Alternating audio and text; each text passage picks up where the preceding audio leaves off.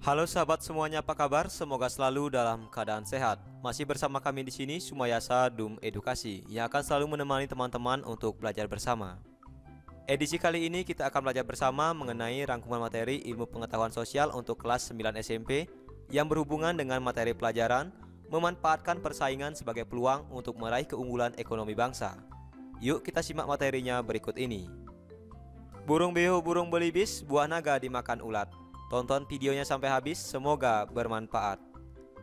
Namun sebelum lanjut, mari kita berdoa sejenak agar apa yang kita bahas pada kesempatan ini memberikan manfaat untuk kita bersama. Memanfaatkan persaingan sebagai peluang untuk meraih keunggulan ekonomi bangsa.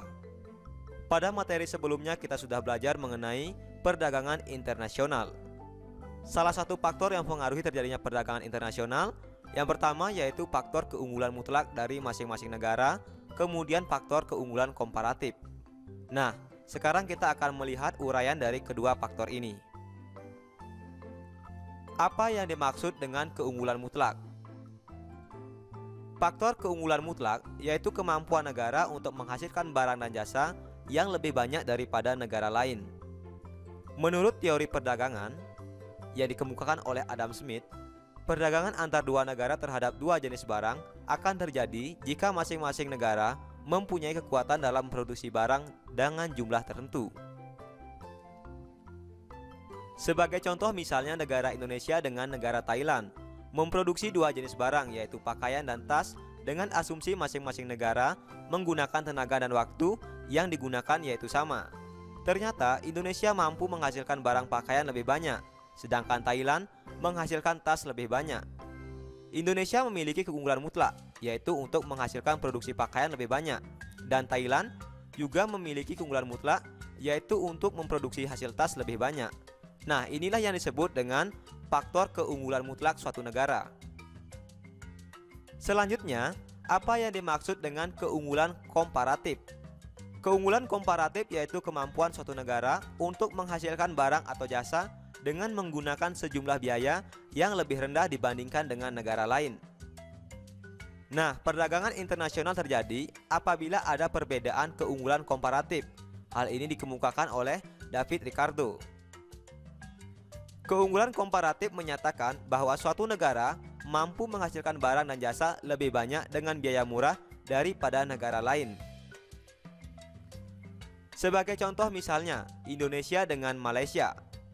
Indonesia mampu memproduksi kopi atau sawit secara murah, tetapi tidak mampu memproduksi timah, sama halnya seperti Malaysia yang bisa memproduksi timah dengan harga yang murah. Nah, ini artinya Indonesia memiliki keunggulan komparatif dalam memproduksi kopi dan sawit.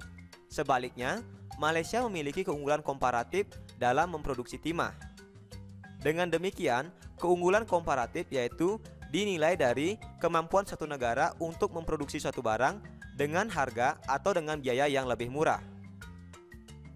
Berdasarkan penjelasan tentang keunggulan komparatif dan keunggulan mutlak, maka Indonesia tentu memiliki produk unggulan komoditas ekspor yang dapat dijadikan sumber penghasilan atau penerimaan devisa bagi negara. Keuntungan atau keunggulan komparatif yaitu dapat meningkatkan standar kehidupan dan pendapatannya jika negara tersebut melakukan spesialisasi produksi barang atau jasa yang memiliki produktivitas dan efisiensi yang tinggi. Indonesia dengan kekayaan alam yang melimpah sehingga sebagai pemasok komoditas dunia. Adapun komoditas unggulan yang dapat memberikan kontribusi bagi pasaran dunia dari negara Indonesia yaitu seperti karet, kopi robusta, padi, kakao, kemudian rempah-rempah, ada batu bara, bauksit, timah, tembaga, dan tekstil. Serta masih banyak lagi hasil kontribusi sumber daya alam Indonesia yang bisa dipasarkan atau diekspor ke negara lain. Selain sebagai komoditi unggulan pemasok pasaran dunia, ternyata komoditas tersebut merupakan juga produk unggulan untuk ekspor wilayah ASEAN. Karena kita ketahui sendiri bahwa Indonesia merupakan bagian dari anggota ASEAN. Nah, komoditi-komoditi yang sudah kita sebutkan tadi merupakan produk unggulan untuk diekspor ke wilayah negara-negara ASEAN. Keikutsertaan Indonesia dalam perdagangan internasional ini dapat memberikan manfaat bagi pertumbuhan perekonomian Indonesia. Tantangan yang dihadapi dalam perdagangan internasional dalam era perdagangan bebas akan berdampak yang kurang menguntungkan, antara lain seperti eksploitasi ekonomi, pudarnya identitas kebudayaan, dan ancaman fisik lingkungan. Nah, ini merupakan tantangan yang harus kita hadapi di era perdagangan bebas seperti saat sekarang ini. Tantangan yang dihadapi dalam perdagangan internasional dalam era perdagangan bebas ini berdampak kurang baik atau kurang menguntungkan, seperti eksploitasi sumber daya alam yang berdampak pada perusakan lingkungan hidup, kemudian meluasnya budaya barat ke Indonesia. Peluang yang dapat dilakukan dalam era perdagangan bebas yaitu dengan mengandalkan kekayaan sumber daya alam dan melimpahnya tenaga kerja yang dimiliki untuk menghasilkan produk yang mampu bersaing di pasar internasional dengan biaya produksi yang lebih murah.